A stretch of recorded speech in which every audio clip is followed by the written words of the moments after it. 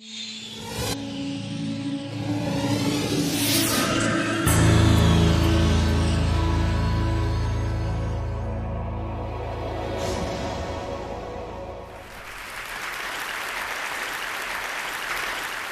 wanted to talk to you today about creative confidence. I'm going to start way back in the 3rd grade at Oakdale School in Barberton, Ohio. I remember one day my best friend Brian was working on a project. He was making a horse out of the clay that our teacher kept under the sink. And at one point, one of the girls that was sitting at his table, seeing what he was doing, leaned over and said to him, "That's terrible. That doesn't look anything like a horse." Right? And Brian's shoulders sank, and he wadded up the clay horse, and he threw it back in the bin. I kind of never saw Brian do a project like that ever again. And I wonder how often that happens, you know? It seems like when I tell that story of Brian to my class, you see, a lot of them want to come up after class and tell me about their similar experience, how a teacher shut them down or how a student was particularly cruel to them. And they some kind of opt out of thinking of themselves as creative at that point, right? And I see that opting out that happens in childhood, and it moves in and becomes more ingrained even by the time you get to adult life. So we see a lot of this. You know, when we have a workshop or we have clients in to work with us side by side, eventually we get to the point in the process it's kind of fuzzy or unconventional. And eventually these big shot executives whip out their BlackBerries and they say they have to make really important phone calls and they head for the exits. And they're just so uncomfortable. When we track them down and ask them what's going on, they say something like, "I'm just not the creative type." But we know that's not true. If they stick with the process, if they stick with it, they end up doing amazing things. And they surprise themselves just how innovative they and their teams really are. So I've been looking at this kind of fear of judgment that we have, you know, that you don't do things, you're afraid you're going to be judged. If you don't, you know, say the right creative thing, you're going to be judged. And I had a major breakthrough when I met the psychologist Albert Bandura. I don't know if you know Albert Bandura, but if you go to Wikipedia, it says that he's the 4th most important psychologist in history. You know, like Freud, Skinner, somebody in Bandura. Bandura is 86, and he still works at Stanford. He's just a lovely guy. And so I went to see him because he's just worked on phobias for a long time, which I'm very interested in. He had developed this way, this kind of methodology that ended up curing people in a very short amount of time. Like in 4 hours, he had a huge cure rate of people who had phobias. And we talked about snakes. I don't know why we talked about snakes. We talked about snakes and fear of snakes as a phobia. And it was really enjoyable, really interesting. He told me that he'd invite the test subject in, and he'd say, "You know, there's a snake in the next room, and we're going to go in there." And to which he reported that most of them replied, "Hell no, I'm not going in there." Certainly if there's a snake in there. But Bandura has a kind of a step-by-step process that was super successful. So he'd take people to this like two-way mirror looking into the room where the snake was, and he'd get them comfortable with that. And then through a series of steps, he'd move them, and they'd be standing in the doorway with the door open, and they'd be looking in there, and he'd get them comfortable with that. And then many more steps later, kind of baby steps, they'd be in the room, they'd have like a leather glove, like a welder's glove on, and they'd eventually touch the snake. And when they touched the snake, everything was fine. They were cured. In fact, everything was better than fine. These people who had lifelong fears of snakes were saying things like, "Look how beautiful that snake is."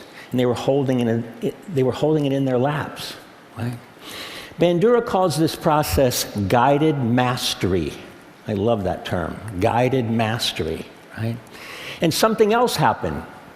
These people who went through the process and touched the snake ended up having less anxiety about other things in their lives, right? They tried harder, they persevered longer, and they were more resilient in the face of failure. right? They just gained a new confidence. And Bandura called that confidence self-efficacy, right? The sense that you can change the world and that you can attain what you set out to do.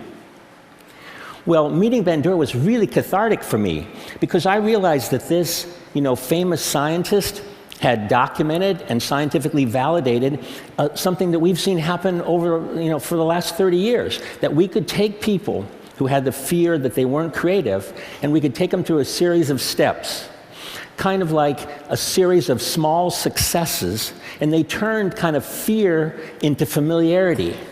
And they surprised themselves. The transformation is amazing. We see at the D School now all the time. People from all different kinds of disciplines, they think of themselves as only analytical. And they come in and they go through the process, our process, they build confidence, and now they think of themselves differently. And they're totally emotionally excited about the fact that they walk around thinking of themselves as a creative person. Right? So I thought one of the things I'd do today is take you through, and show you what this journey looks like. To me, that journey looks like Doug Dietz. Doug Dietz is a technical person. He designs medical imaging equipment, large medical imaging equipment. He's worked for GE, and he's had a fantastic career. But at one point, he had a moment of crisis. He was in the hospital looking at one of his MRI machines in use when he saw a young family and his little girl. And that little girl was crying and was terrified. And Doug was really disappointed to learn that nearly 80% of the pediatric patients in this hospital had to be sedated in order to deal with this MRI machine. Right? And this was really disappointing to Doug because before this time, he was proud of what he did. He was saving lives with this machine. But it really hurt him to see the fear that this machine caused in kids. About that time, he was at the D School at Stanford taking classes. He was learning about our process, about design thinking, about empathy, about iterative prototyping. And he would take this new knowledge and do something quite extraordinary. He would redesign the entire experience of being scanned. And this is what he came up with. He turned it into an adventure for the kids. He painted the walls and he painted the machine, and he got the operators retrained by people who know kids, like, children's museum people. And now, so when the kid comes, it's an experience. And they talk to him about the noise and the movement of the ship. And when they come, they say, okay, you're going to go into the pirate ship, but be very still because we don't want the pirates to find you. Right? And the results were super dramatic. Right? So from something like 80% of the kids needing to be sedated to something like 10% of the kids needing to be sedated. And the hospital and GE were happy too because you didn't have to call the anesthesiologist all the time, they could put more kids through the machine in a day. So the quantitative results were great. But Doug's results that he cared about were much more qualitative. He was with one of the mothers waiting for her child to come out of the scan, and when the little girl came out of her scan, she ran up to her mother and said, "Mommy, can we come back tomorrow?" Right? And so I've heard Doug tell the story many times of his personal transformation and the breakthrough design that happened from it. But I've never really seen him tell the story of the little girl without a tear in his eye. Doug's story takes place in a hospital. I know a thing or two about hospitals. A few years ago, I felt a lump on the side of my neck. And it was my turn in the MRI machine. It was cancer. It was the bad kind. I was told I had like a 40% chance of survival. So while you're sitting around with the other patients in your pajamas and everybody's pale and thin, and you're waiting for your turn to get the gamma rays, you think of a lot of things. Mostly you think about, am I going to survive? And I thought a lot about, what was my daughter's life going to be like without me? But think about other things. I thought a lot about, what was I put on earth to do? What was my calling? What should I do? Right? And I was lucky because I had lots of options. We'd been working in health and wellness and K through 12 and the developing world, and so there were lots of projects that I could work on. But I decided, and I committed to at this point, that the thing I most wanted to do was to help as many people as possible regain the creative confidence they lost along their way. And if I was going to survive, that's what I wanted to do. I survived, just so you know.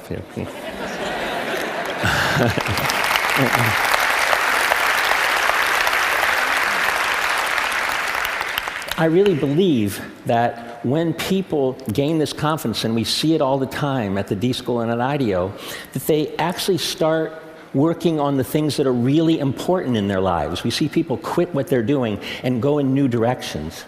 We see them come up with more interesting and more ideas so that they can choose from better ideas. And they just make better decisions. So I know at TED you're supposed to have a change the world kind of thing, isn't that? Everybody has a change the world thing. If there is one for me, this is it, to help this happen.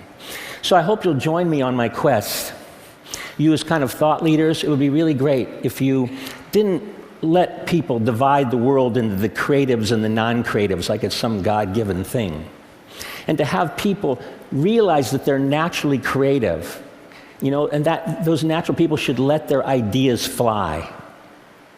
That they should achieve what Bandura calls self-efficacy, that you can do what you set out to do, and that you can reach a place of creative confidence and touch the snake. Thank you.